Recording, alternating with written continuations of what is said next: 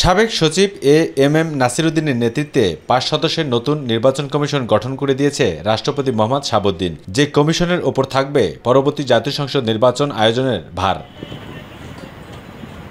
এত বড় চ্যালেঞ্জ নবাগত নির্বাচন কমিশনের পক্ষে উত্তরণ হওয়া কতটুকু সম্ভব তার স্পষ্ট ব্যাখ্যা দেন স্থানীয় সরকার ও নির্বাচন বিশেষজ্ঞ ডক্টর তোফাল আহমেদ। বলেন, যেহেতু কোনো রাজনৈতিক সরকারের অধীনে নির্বাচন হচ্ছে না, সেহেতু এখানে নবাগত কমিশনের চ্যালেঞ্জ বলে কিছু নেই।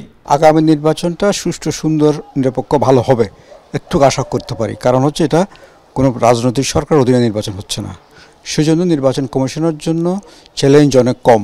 এখন কথা হচ্ছে তার ভিতরেও চ্যালেঞ্জ আসবে যখন পুরোদমে নির্বাচনী বিষয় শুরু হয়ে যাবে, তখন হয়তো দলগুলোর মধ্যে অনেক উত্তেজনা দেখা দিবে। এখন যে শান্ত দেখা যাচ্ছে সেটা হয়তো থাকবে না। আর নির্বাচন বিশেষজ্ঞ ডক্টর আব্দুল আলিম বলেছেন, নির্বাচন কমিশনের জন্মলগ্ন থেকে যে ত্রুটিপূর্ণ আইন রয়েছে তার সংশোধনের মাধ্যমে একটি নির্বাচন কমিশন গঠন করা হয়েছে। তবে জনগণের ভোটাধিকার প্রয়োগের আস্থা এখন বড় বিষয়। বাংলাদেশের শুরু থেকে নির্বাচন কমিশন যে চ্যালেঞ্জগুলো মোকাবেলা করেছে, যেমন ধরেন যে জনগণের আস্থা অর্জন করা, এটা বেশিরভাগ কমিশনের ক্ষেত্রে একটা বড় ইস্যু ছিল।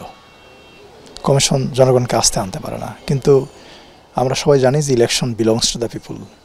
সো ওইটা নিয়ে এদেরকে ভাবতে হবে, চিন্তা করতে হবে যে নির্বাচনকে কীভাবে জনগণের কাছে ফিরিয়ে দেওয়া যায়। সবকিছু ছাপিয়ে অবাধ, সুষ্ঠু, নিরপেক্ষ নির্বাচনের প্রত্যাশা থেকে পিছিয়ে নেই নির্বাচন বিশেষজ্ঞ ডক্টর তোফাল আহমেদ ও নির্বাচন বিশেষজ্ঞ ডক্টর আব্দুল আলিম। আমি সবসময় বিশ্বাস করি যে election is equal to transparency.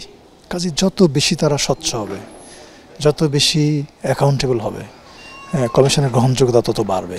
Voter তালিকা, হালনাগাদের কাজ, তারপরে বিদেশে যারা আছেন তাদেরকে রেজিস্ট্রেশনের কাজ, এগুলো চলছে, কিন্তু এগুলো চলমান। আমরাও কিছু জিনিস কমেন্ট করছি, সেগুলো সেভাবে হবে। আবু সাদ অপু, মাই টিভি, ঢাকা।